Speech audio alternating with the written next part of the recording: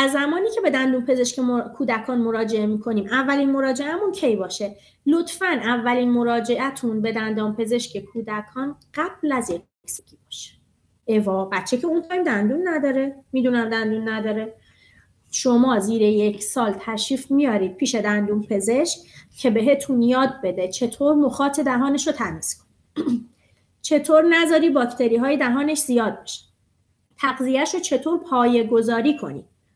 ببین شما اگر به بچه 1 کله شکلات و شیرینی و پاستیل از 2 سالگی داده باشی، خب 6 سالگی خیلی سخته اینا رو از بچه بگیری.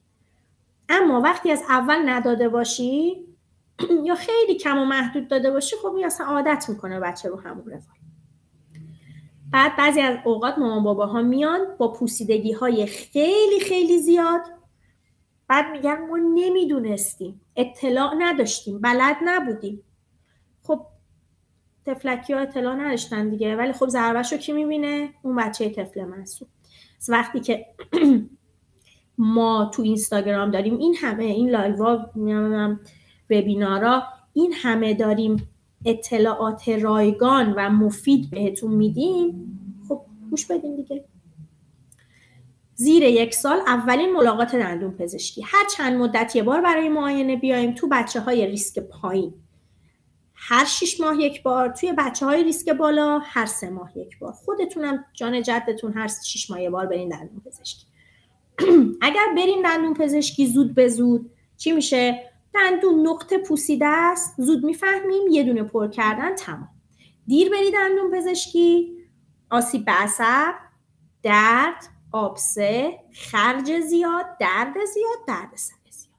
پس آدم عاقل چیکار میکنه؟ آدم عاقل به موقع میره دندون پزشکی، چه من، چه شما، چه اون بچه کوچک. دندون پزشک چیا رو بررسی میکنه؟ خیلی چیزا رو. رشد فک، اگر عکس بگیره ترتیب جوونه ها، حضور غیاب جوونه دندونای دائمی، میزان پوسیدگی، میزان فضای فکی، خیلی چیزا رو ما در نظر میگیریم. دندون پزشک خوب و چجوری تشخیص بدیم؟ اولین کار سرچ کردن در سایت نظام پزشکی.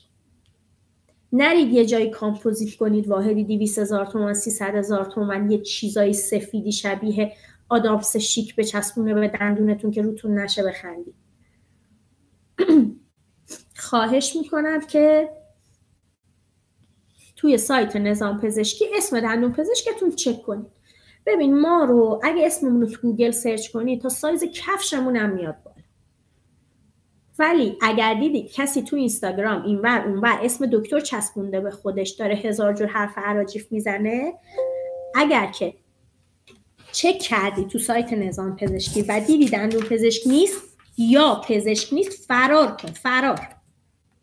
خیلی داریم از این چیزاها، نه فقط حالا در مورد دندون پزشکی کودکان، در مورد فلوراید، در مورد واکسن، در مورد 1000 تا چیز. اینقدر آدم مزخرفگو داریم، همشون هم اسم دکتر رو خودشون گذاشتن.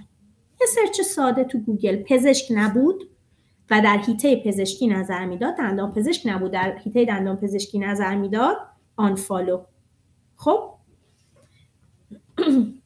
آها اون روز دیدم که یه خانومی پست گذاشته بود که به بچه هاتون قطره فلوراید بدین، همینجوری به همه.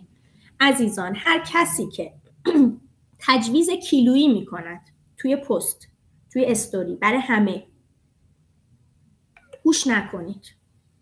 هر کسی که تجویز کیلویی میکنه اینو بخورید خوب میشید همتون، مگه میشه رو بدن من با رو بدن شما یکسان جواب بده؟ امکان نداره. پس کسی که کیلویی تجویز میکنه گوش به حرفش نمیشه داد. فلوراید، قطره فلوراید فقط در شرایطی بدید که دکتر تجویز کرده باشه. فلوراید همونطور که کمبودش بده، زیاد بودش هم بده، مثل کلسیوم، مثل ویتامین دی، مثل همه چیزای دیگه‌ای که ما تو بدنمون داریم. دندونای شیری از چه سنی شروع به افتادن میکنن؟ 6 سالگی.